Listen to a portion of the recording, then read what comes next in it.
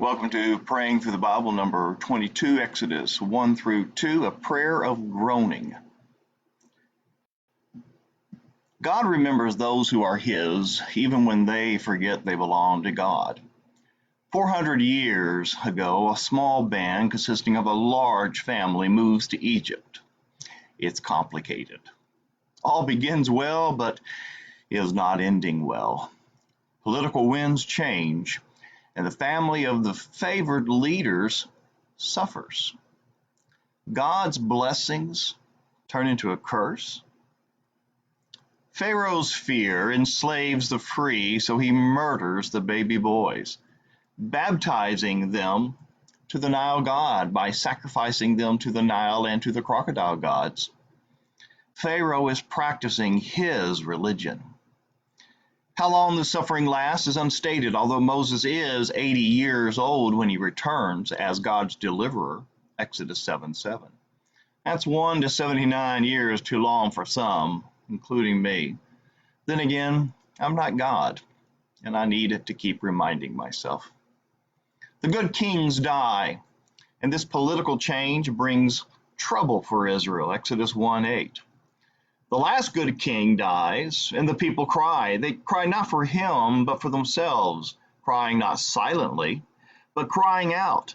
Their God hears, because their cry ascends, Exodus 2:23. And I wonder, why do they even need to cry out?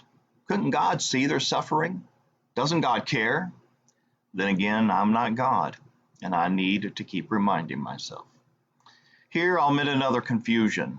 Is this groaning a prayer to God, or just them expressing pains and suffering out loud? Do all remember the God of their fathers, or are some praying to whoever might be listening? Even doubters, when in pain, pray, God, if there is a God.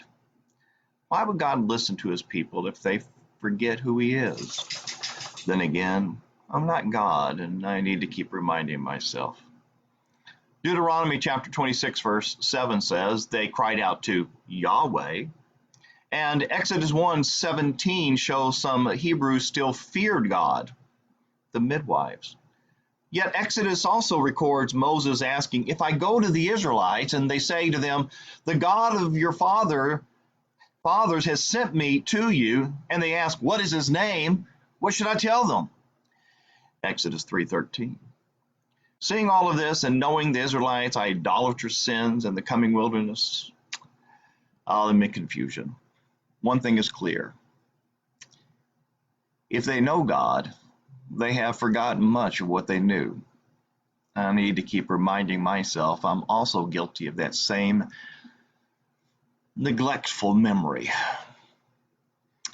However, and to whomever the Israelites cry out to, sighing and groaning, we know who hears them, the God of their fathers. God remembers his covenant and is paying attention, even when it appears he is an absentee deity. Exodus 2:25 is translated as God took notice or understood and knew. God remembers those who are his, even if they forget they belong to God. God's memory does not fade. Thankfully, as always, grace is shown in days of confusion. Unemployment causes doubts, both in self and in prayer. Emergency rooms are filled with pain and groaning and prayers.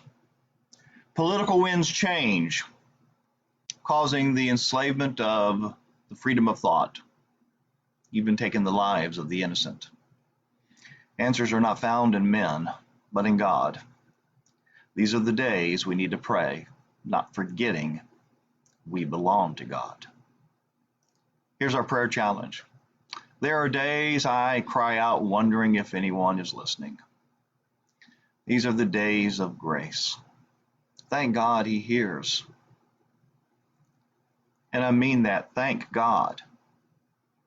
There are days my words are tears and moans. These are the days of the Holy Spirit, Romans 8:26.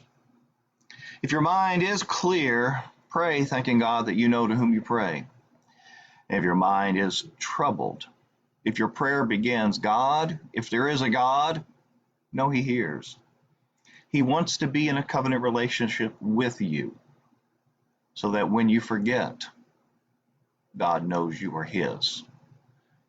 This has been Praying Through the Bible, number 22, 21, Exodus 1 through 2, a prayer of groaning. If this has been a blessing to you, please share. Thank you.